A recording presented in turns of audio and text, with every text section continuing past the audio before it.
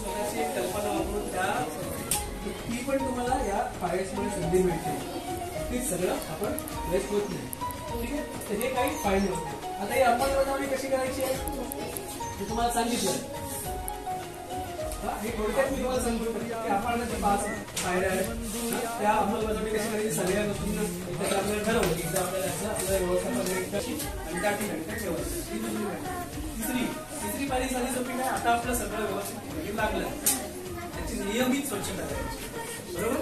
जे रोज करायचे ते रोज करायचे, ज्याची आठवड्यानी करायचे आठवड्यानी, काही पद्धतीचं तुमचं तुम्ही ठरवायचं.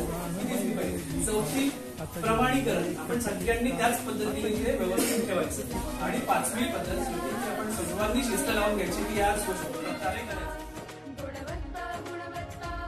ध्यास आमचा गुणवत्ता,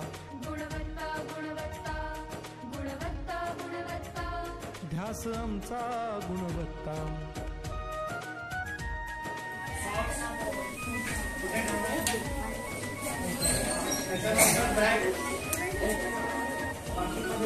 ठीक आहे. इथून गेल्यावर बॅग येतं फेकून देणे, शूज घरात आहे, सॉक्स इकडे पडलेले आहे, असं कोणी करतं का?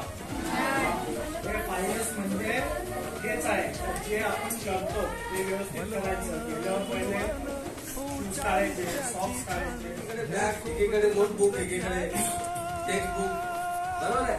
आणि त्यानंतर आपण सायकल चालवतो का? सायकल चालवतो. सायकल केली आपण कुठे ठेवणार आहोत? कुठे कुठे टाकली तर दुसऱ्या दिवशी सापडेल का आपल्याला? नाही. तर ती आपल्याला सापडली पाहिजे. दुसऱ्या दिवशी पटकन सापडली पाहिजे सकाळी शाळेत येताना. म्हणून आपण एक जागा फिक्स करूया घरी. बस आपल्या शाळेत वर्गात बघा सुरुवात करूया. वेळ लागेल थोडं समजून, म्हणजे